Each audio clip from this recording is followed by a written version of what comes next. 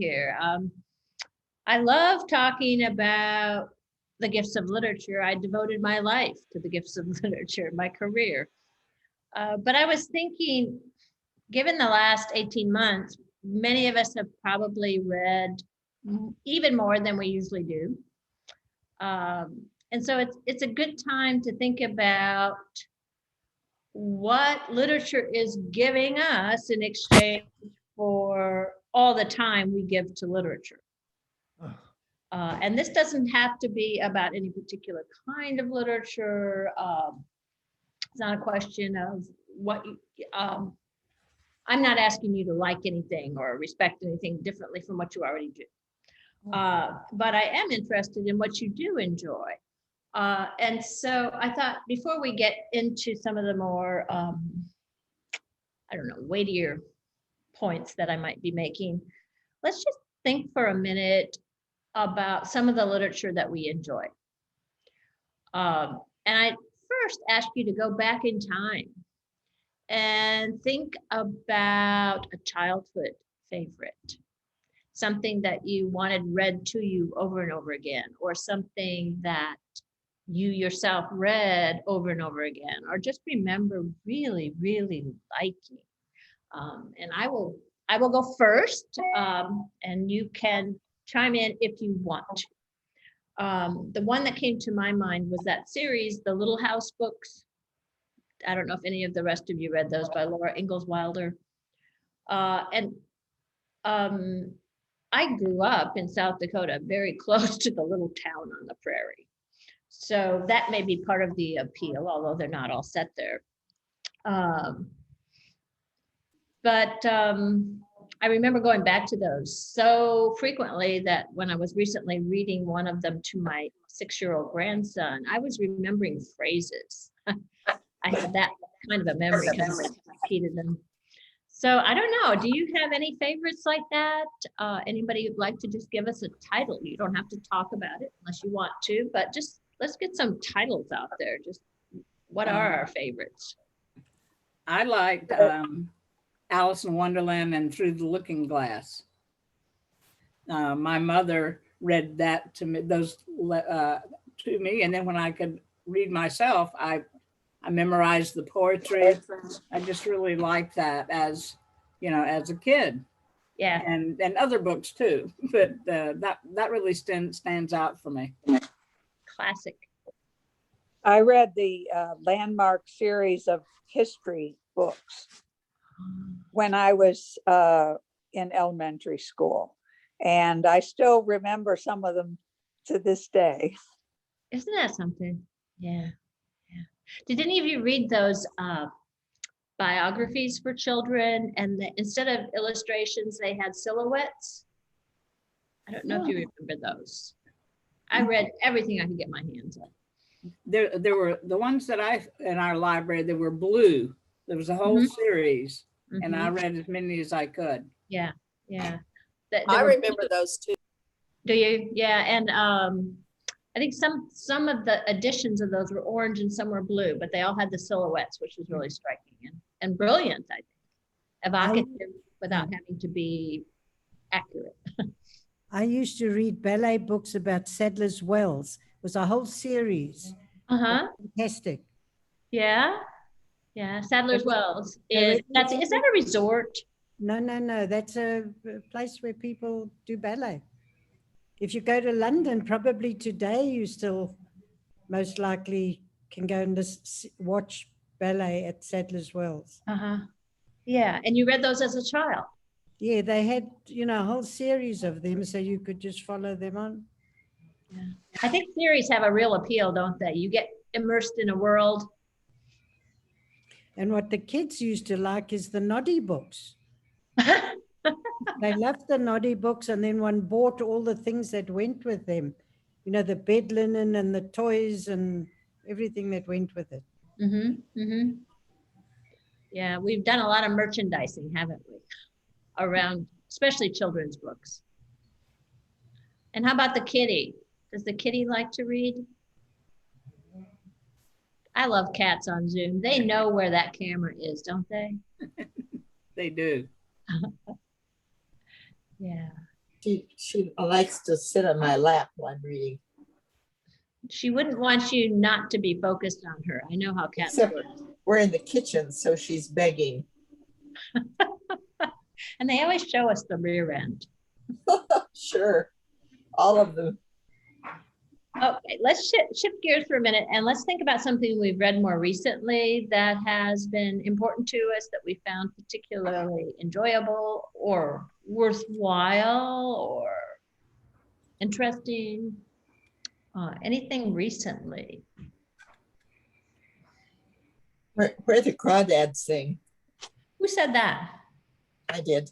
Oh, yeah, yeah. read How it many of you read twice. that? Yeah, that's a powerful book. It's what a Yeah. gripping story. It is. Mhm, It's hard to imagine she could live like that. mhm, mhm.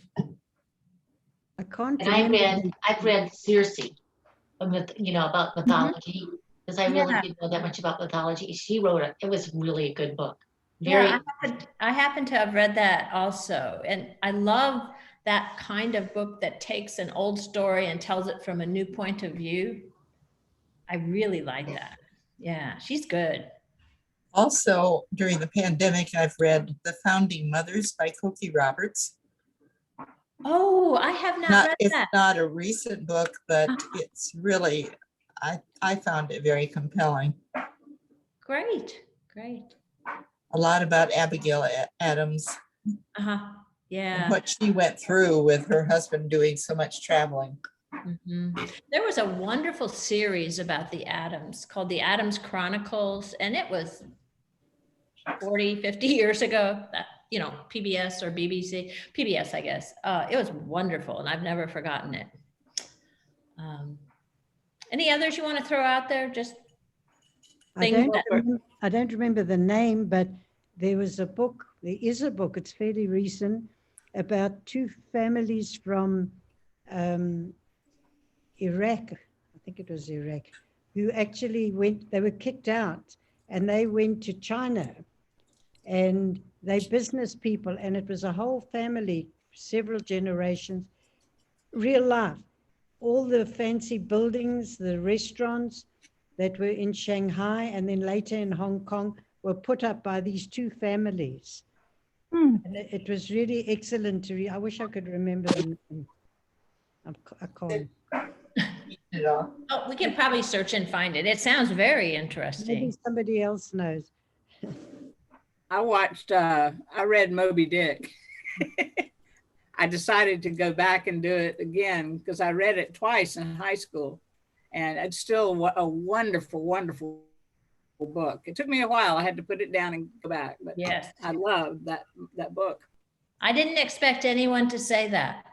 I have great respect for it, but boy, it's probably not something I would pick up again. Yeah, I just liked his writing. I think. Yeah, I'm going to try it again. Yeah. Well, I haven't read War and Peace, so there we go. Well, I got you there. I have read that one. Yeah. Okay, you read that. Okay, now. Okay, so let's think a little bit about why we read. We enjoy it, but why? I mean, why do we turn to it? Why do we choose to spend our time on it? Do you have any sense of what the attraction is? I mean, sometimes for me, honestly, it's just simply having something to do. And this was particularly true in the last year or so, because there are so many things I normally do that I couldn't. So, I mean, it's an occupation, right? It occupies our time. Something else I've always said, people ask me, well, why do you read so much? I said, because I'm never alone. I mean, I'm never alone. If I feel alone, I turn to a book and I'm in somebody's world. I'm reading about others and responding to them. And, that to me is a kind of companionship, my books. I agree. Yeah, you feel that? Yeah, and again, that's important in a pandemic. Escapism. Yes. Yeah, and that's a good one again in a pandemic, you know, we've had a lot we might want to escape from, at least temporarily, in the last year or so. Yeah, it distracts us. It gives us something else to think about instead of dwelling on something that's bothering us, but we can't do anything about in the short term. It's great, you know, and there's nothing wrong with that. You know, sometimes people say about literature, oh, it's escapist. Well, that's something we need sometime. May I Yeah, it interject? just opens up so many other worlds. And if you can't travel, you can travel through books. Yes, yes. And again, this last year, even if we have been prone to travel literally and physically, we haven't been able to. But long before the pandemic, I used to think about reading literature as a kind of intellectual travel. You know, it takes us to different places, different cultures, different times. It allows us to go even to worlds that don't exist outside the literature. One of my favorite books to teach was Gulliver's Travels, or Alice in Wonderland, right? Another one that doesn't exist in that literal sense. Yeah, and that kind of travel is educative, even if we're going to fictional places. It's expanding our world. Alice may not be real, but Alice and her world may not be real, but the process of reading Alice is one more step in just enlarging the context in which we see everything, right? It's all incremental, and you just have so much richness in your mind that is a context for other bits of information. I always used to tell my students, and I would say this about liberal education, liberal arts education generally, you know, it's not that someone is trying to tell you what to think, but I think that kind of education enlarges the context in which you think, in which you form opinions or make decisions. So maybe you choose politician X in part because of your knowledge of people, events, causality, emotions, you know, things that you've gathered collectively over the years from reading. It's not a question of this character in this novel should be what you think, right? Yeah, but it's just this kind of richness that I love. Now, something else that people have really talked about recently, because I think literature, like all the humanities, are sort of on the defensive, is they'll often say it teaches you to think critically, to study literature or one of the other humanities. And of course, that's very important, not to mindlessly take in whatever you're told, to think critically about it, to be able to analyze it and evaluate it and connect it with other things. You know, that, but sometimes I worry that that's a little bit of a giveaway. If that's the best thing we can say about literature, we're really not thinking about all the other gifts it provides. And so I worry about overemphasizing that. But yeah, you know, and there's a particular kind of knowledge in literature that I just really value now more than ever. You're probably taught in school, and I certainly taught it, that there is this thematic level to most literature, a level at which what happens to character X is really about humans more generally, that we can relate to it, even if we don't fall down through the looking glass, right?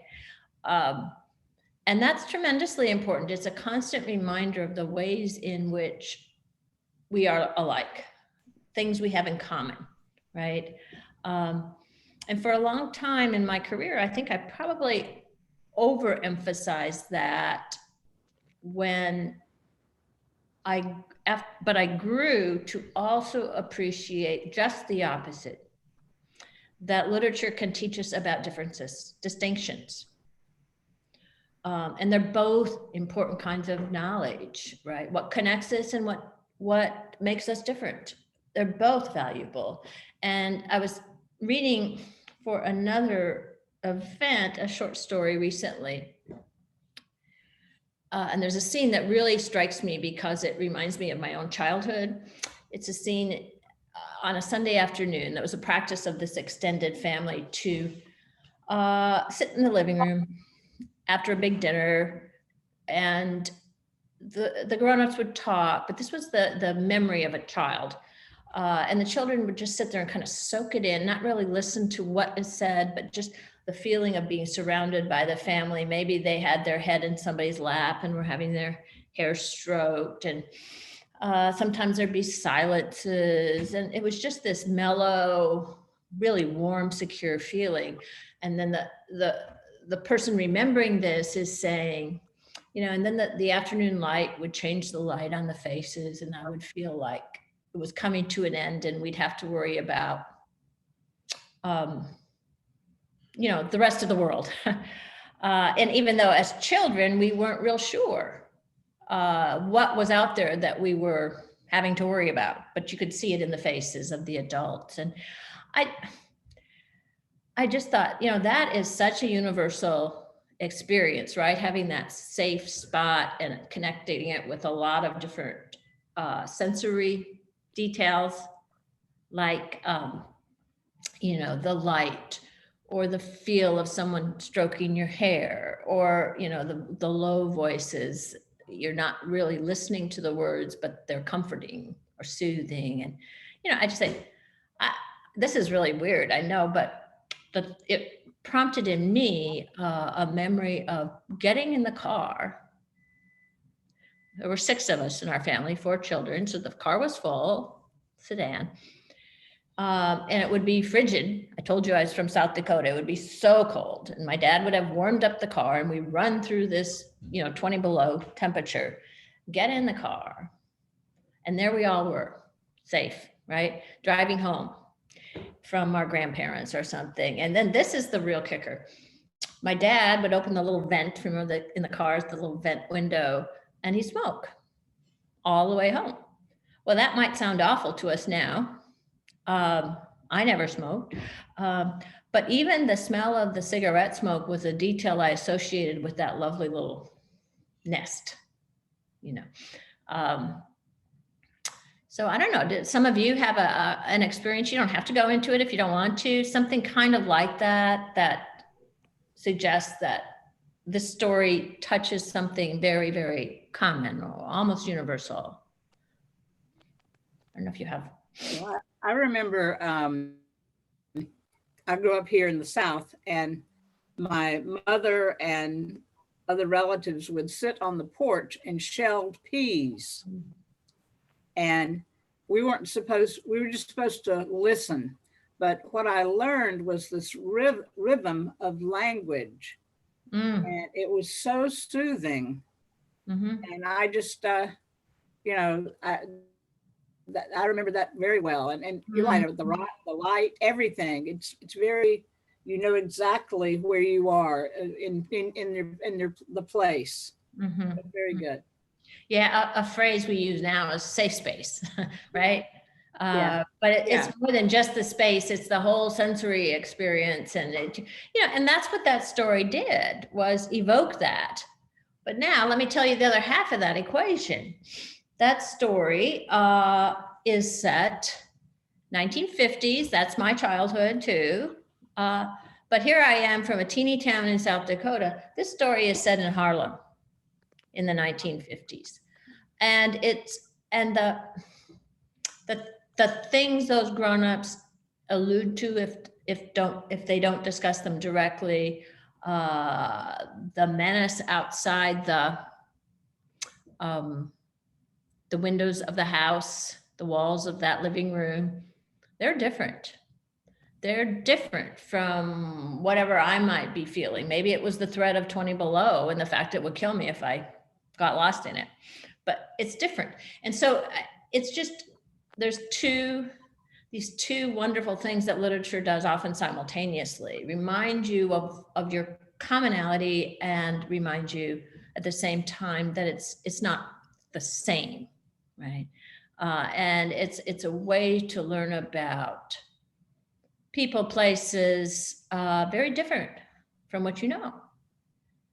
And of course, that leads to the wonderful development of empathy.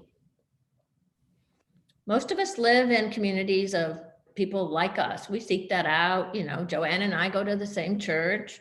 But it's really important that we're able to empathize, to understand the experiences and feelings, and to feel for people who are unlike us. And again, literature does that. You don't have to get on the plane. You don't have to study abroad. All those things are wonderful. But boy, what a gift, right? And what a crucial, crucial skill to be able to empathize.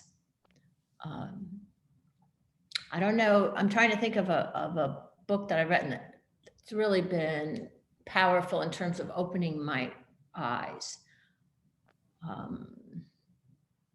Oh, you guys, do you remember the Kite Runner? Anyone read that? I can't remember the author's name, but he also wrote one focused on a young woman, and it's something about 1,000 Splendid Suns. Is that something like that? I don't know. But anyway, she's a woman within the Taliban, and has a life, of course, very different from anything I know. But in the hands of a good writer, you get immersed in her world, right? Or the Kite Runner, it's focused more on a little boy. Those are just two examples of Afghanistan. I know, any of you have examples of that sort of thing where you're just taken in? Sometimes I like literature because it's so familiar, and sometimes I like literature because it's so unfamiliar, and often it's some kind of mixture. Yeah, I don't know. I think Amy Tan writes a lot about, you know, her mother and, you know, what it's like to live in China, or her mother growing up in China or Shanghai. So she was really interesting as far as a different culture. And, and when you were talking before, I was thinking about, do you ever read anything by Elizabeth Strout? And she wrote Olive Kitteridge, Olive Again. She writes all these, and it's all short stories about this little town. And I grew up in a little town, and everybody knew what, you know, was going on and everybody else. So I relate with her really well. Yeah. So, those kind of things, yes. Amy Tan. Does anyone remember her books? Yeah, that was, I'm sorry, Sandra was just mentioning Amy Tan too. Yeah, certainly. And the writer had the ability to bridge her mother's culture and her reader's culture, and that was a gift, right? A gift. The Good Luck Club was one of her famous books. Right. It's been a while, hasn't it? Yeah. Okay. Something else that I really value about studying literature is that it gives us a certain kind of power, and it gives us a kind of strength. We are not as vulnerable to being manipulated by language, because if we immerse ourselves in language, we grow and grow and grow in our ability to see how it can be used to inspire us, to make us feel, help us understand all those good things, but also to make us feel, right? To limit maybe the way we might think or the way we might act. Language is a powerful thing, and the more we work with it, think about it, study it, especially the language of really good authors, the less vulnerable we are to being victims of it. And the more we're able to use it to our ends, our good purposes. One of my colleagues at Agnes Scott used to tell her students, and I always liked this, she said, if you don't get language, language will get you. And that's a very concise way of saying it. You know, if you're lazy about thinking about language, you are so vulnerable. And one of the things I've thought about since then is, you notice how newscasters are always using the phrase control the narrative, right? Alternative narrative. Well, narrative is a story, right? A story with good guys and bad guys and causal, this causes this, and this is how it's going to be resolved, happily or unhappily, and so on. Yeah, that phrase makes a little more explicit what we do with language, which is we try to control the narrative. You know, what story do we tell? What story do we hear? Are we able to resist a story that's seductive in some ways, but dangerous in others? What power do we have to tell a story we think is important? And that's important to our values and our vision. It's been interesting to hear that phrase being used more and more. You know, and then there's the other thing. There's the sheer pleasure of language beautifully used, right? And being able to see something just really well wrought. And doesn't even really matter too much sometimes what's being discussed, although one has to be aware if you're letting the language wash over you, maybe the ideas are creeping in that you don't want to creep in, or, you know, that's the seductive power, right? Do you have any authors that you like to just kind of wallow in their language, in their, I don't know, something you hear more than you might read? If you'll indulge me, I'm gonna read you a little bit of what I think is one of the most beautiful paragraphs I've ever read, but I'll back up. This is from a short story by James Joyce. And it's called The Dead. And there was a wonderful movie made of The Dead, starring Angelica Houston and her father, John Huston. It was one of his final pieces he directed. It's really good. And this is the story of an Irish married couple, Gabriel and Greta. And Gabriel is a very smug, very self-absorbed individual, not particularly sensitive. Greta, we don't know a whole lot about because the story's told us through Gabriel's point of view. And so we're aware of how self-absorbed he is and how little he thinks of others, including Greta.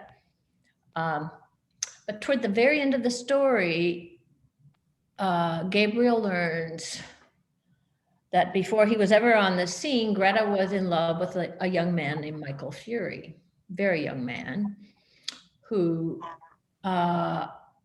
came to see her, stood outside her window, caught pneumonia and died in the snow in the winter in Ireland, in the west of Ireland. And she cries, she tells him this, she cries, she falls asleep. And Gabriel is sitting there with some self-contempt, you know, I'm so stupid. I don't know my own wife. I don't know what it is to feel like that. I don't know what it is to sacrifice like that, to carry something with me all these years like that. He realizes that he's on the surface and Greta has some depth, right? And so he's looking out the window, and it's the snow out the window that sort of prompts the whole Michael Fury memory. So she's asleep, having cried herself to sleep, and he's had this epiphany, right, about his own shallowness, his own kind of living death. And he's looking out the window, and I'm going to read this to you because for me, it's an example of literature that does both. It just thrills in the beauty of the language, but there's some really important ideas as well. So he's looking out the window. A few light taps upon the pane made him turn to the window. It had begun to snow again.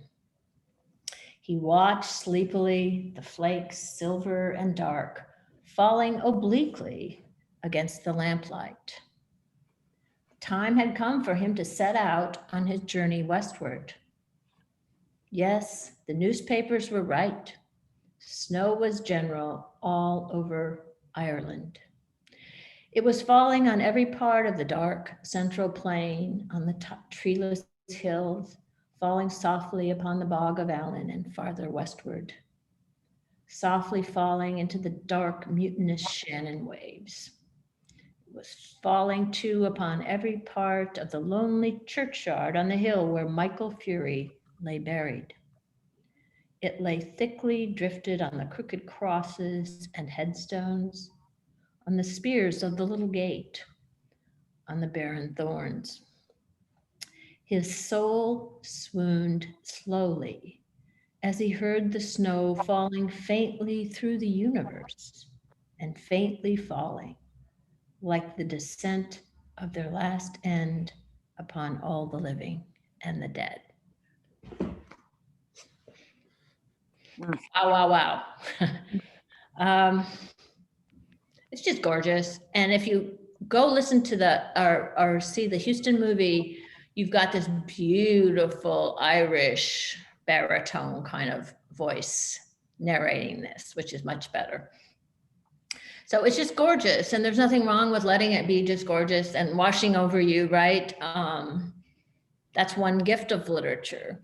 And then there is this whole idea that on top of all that, it's expressing all kinds of things about what the story's been about the way our mortality unites us, about the way our mortality makes our living more meaningful, our suffering more meaningful, all the things that he tries to keep away from himself. Yeah, it's beautiful. So it occurred to me when I was thinking about language that's just as beautiful for its own sake. This would be one of many examples, but it popped into my head. And it's also a good example of how it can be both beautiful and meaningful at the same time. I'm looking at our time. Before I move on to another point, is there any kind of literature that you remember appreciating just for that idea that's just so beautiful? Charles Dickens. Some of Dickens I liked, like when I was a kid. David Copperfield. My mother read to me. And, you heard it, which is wonderful. I heard it. I heard it. That's why I like the language. It's just you just wallow in the sounds and what you know. Mm-hmm. Yeah, are some of you enjoying Audible books that you're listening to, which is something, relatively new that is very accessible now? I'm just starting to do that. Interesting you said Dickens, because I was reading Great Expectations for our book club recently, and I had read it quite a few times, and I thought, well, just for a change, I think I'll listen to it. And I found a marvelous reading by, he must be a professional actor. And I just loved it. All the voices, the different voices, and he was so good. So yeah, I mean, we have the ability now with things like the Audible books to really hear the language and appreciate it among the other gifts, right? Any of you listen? Or is that not? I had what I thought was an interesting experience. This is BJ. I am from Mississippi, so I was especially interested in The Help. I read the book, I saw the movie, and I did the audio tape.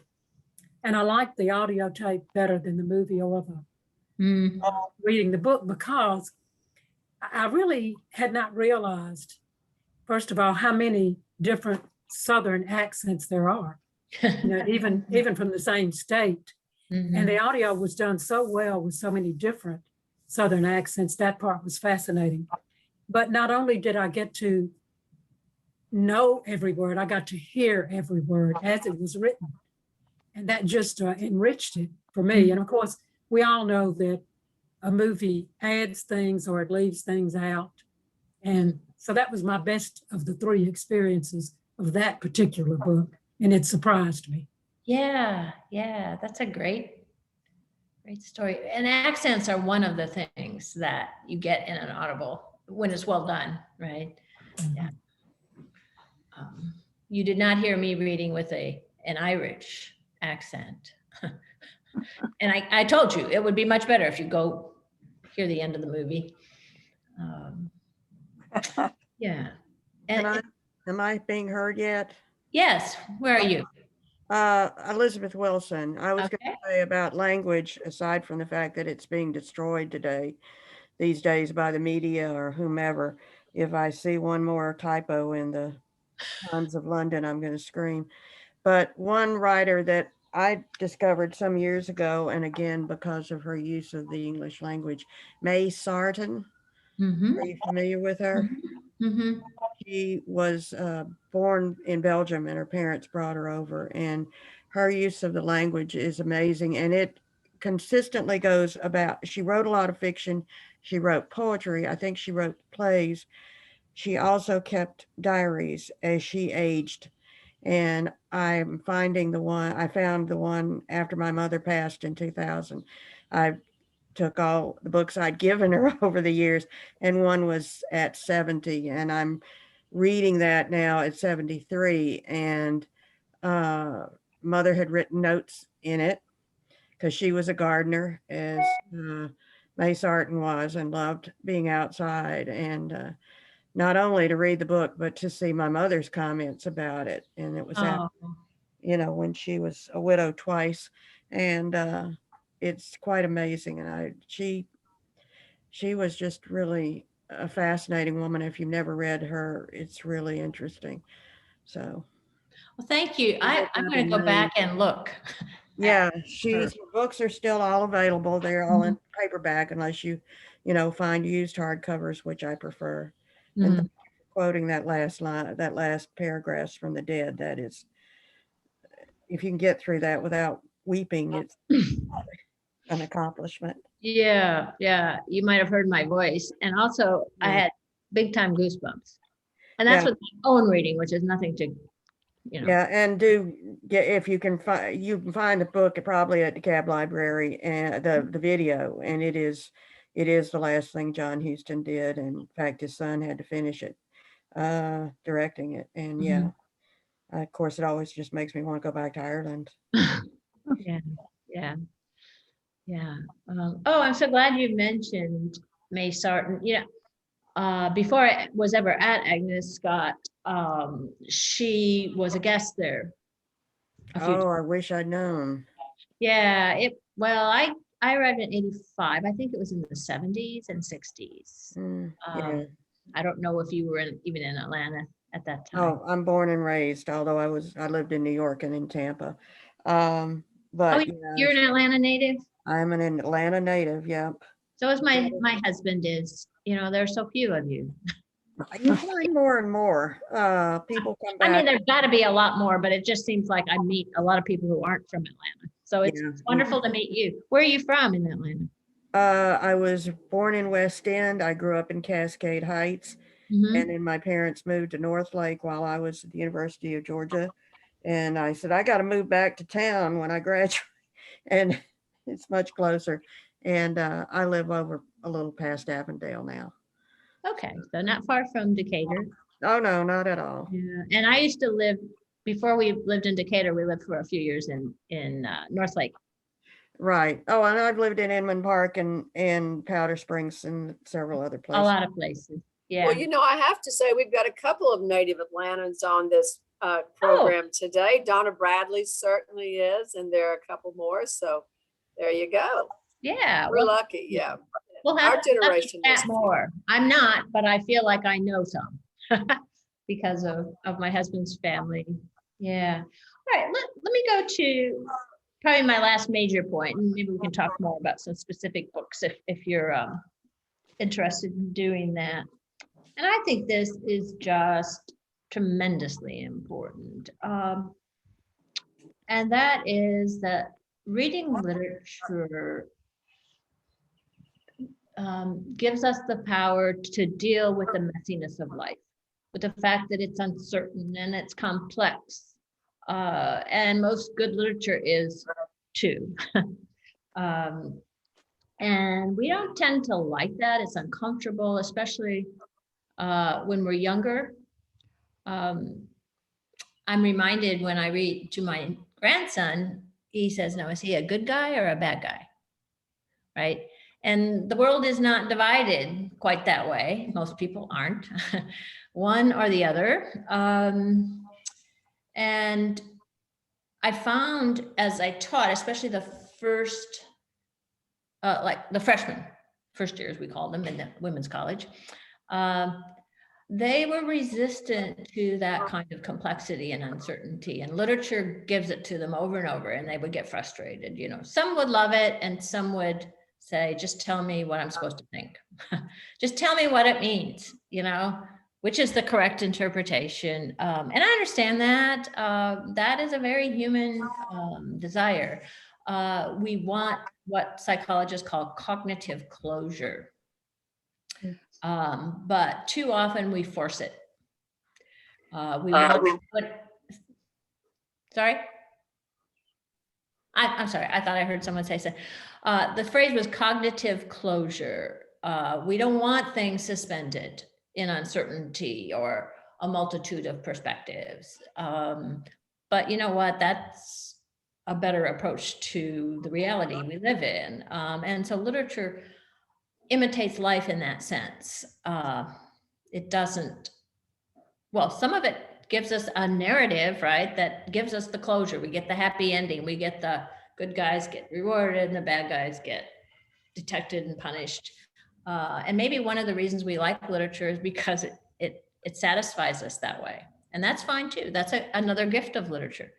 But I think a more profound gift is the ability to kind of suspend what we believe and hold other perspectives in our mind and think about them, and hold multiple perspectives that might not be compatible in our mind, and just let them be. And that is, Keats called that negative capability, when you can just sort of suspend what you think, suspend your desire for closure, suspend your desire for consistency and certainty, and just let it be complicated.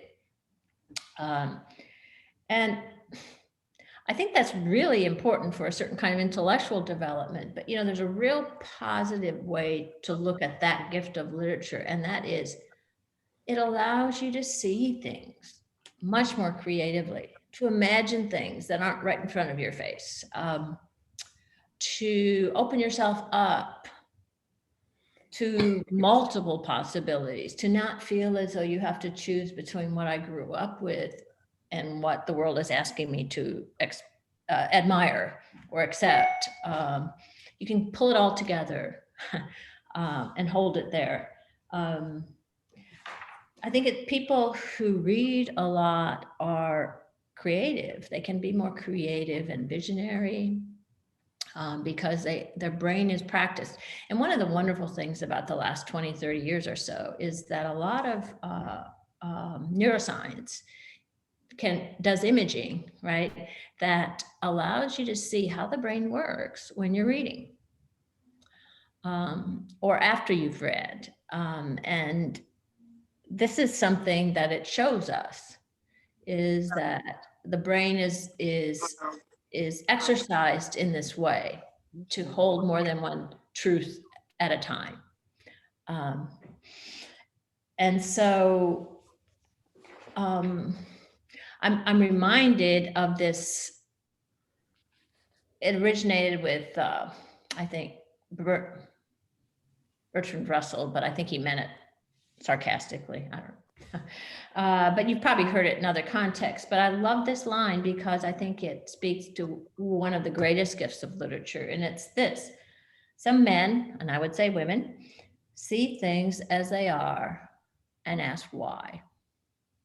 Others see them as they could be and ask why not. Robert Kennedy. Yeah, Robert Kennedy.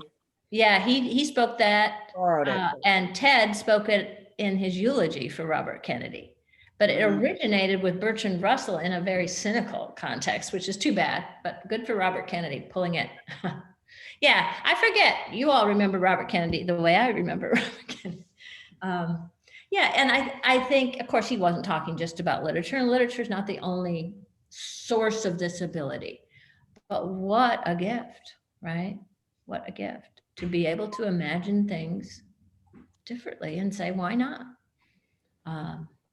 One of the great, great, great gifts of literature. May I suggest, I'm sitting here looking at it, one more thing in the night. Yes, Victoria, I'll hush. She knows me too well. Robert McNeil, remember the McNeil-Lehrer report on PBS? Robert McNeil, who was from Canada, he wrote a book called Word Struck, and his parents were really emphasized the importance of his language, which obviously served him well in his career. I gave it to the same person 3 times. He said, "You think I haven't read it the first one?"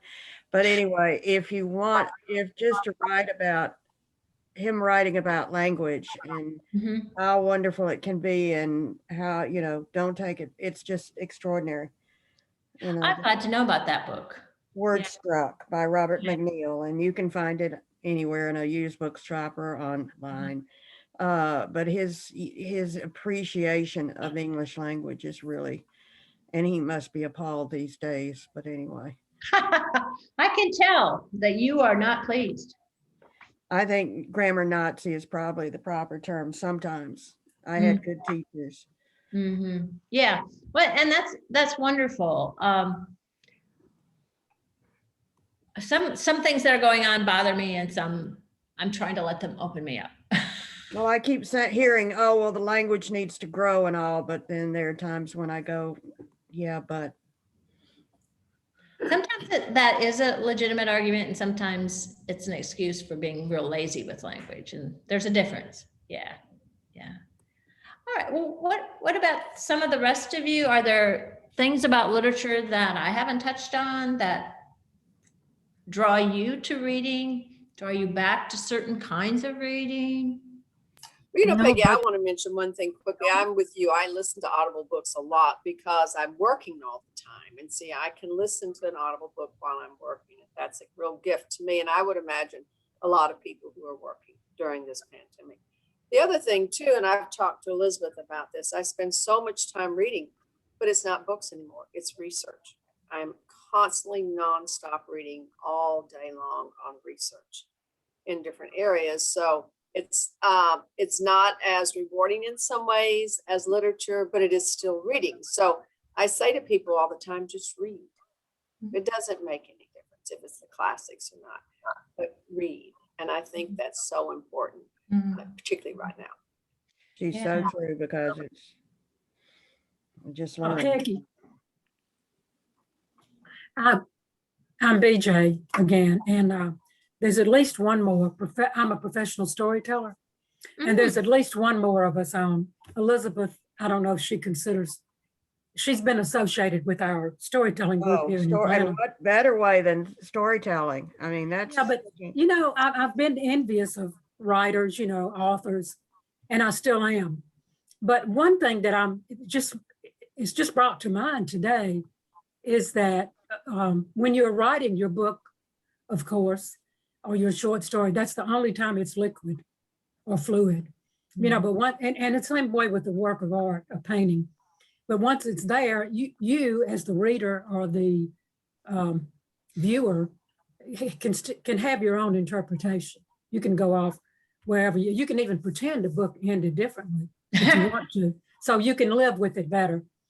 But as a storyteller, the spoken word, we'll take a story, whatever we're going to even when we write it. But when we tell it, the spoken word is so different from the written word. And it has to be because we don't speak like we write or read. And so it just gives us so much more leeway and flexibility. And when you see your audience, you know what worked. And you have the very next time, if you tell it in the afternoon and you tell it that night, you can change it because you found something that worked better than what you said. And also there's a famous storyteller named Donald Davis. And all of you know that there are things that we are skilled at. You may be a good gardener, a musician, a cook, whatever. You can do it and you're an expert, but can you teach it? Or vice versa. But Donald Davis does it all. He's a great teacher. He's a great storyteller, blah, blah, blah. And one of the things that I learned from him is if all of us took off right now, and let's just say went to a certain place in Marietta, we're coming from different places, but we're going to the same place. But even from where I live, the person across the street might go a different way. And if you don't go on the expressway, you see the little farmers markets or the kids playing in the yard or whatever. If you go on the expressway, it's just a matter of getting from here to there. So as Donald puts it, if he has 43 minutes to tell a story, I don't know how he does it, but he does it in 43 minutes. If he has 50, he brings in those things on the side of the road. The story doesn't change, but he can add to and take away from. That's the beauty of the spoken word. Yeah. Yeah. I'm sure it's hard for writers of fiction and poetry to let go and say, this is the last time I'm going to change it. And they talk about that, don't they? Yeah. Go ahead. Thank you. You were talking about why not a few minutes ago. I'd like to put forward the reminder of the whole field of science fiction, especially Isaac Asimov, and of course, science fantasy. Yeah, and that kind of thing has become extremely, when I say popular, I don't mean in any kind of derogatory way, but I know creative writing is very, very strong at Agnes Scott, and more our students are wanting to write what they call alternate worlds, fantasy.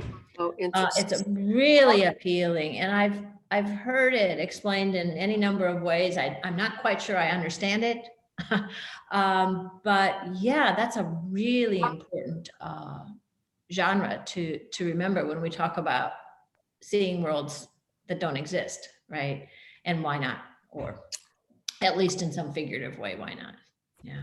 Well, Peggy, we're approaching the end of your hour, I might add. I love you've drawn new people we haven't seen for a while. Everybody's stayed, nobody's left you. That speaks well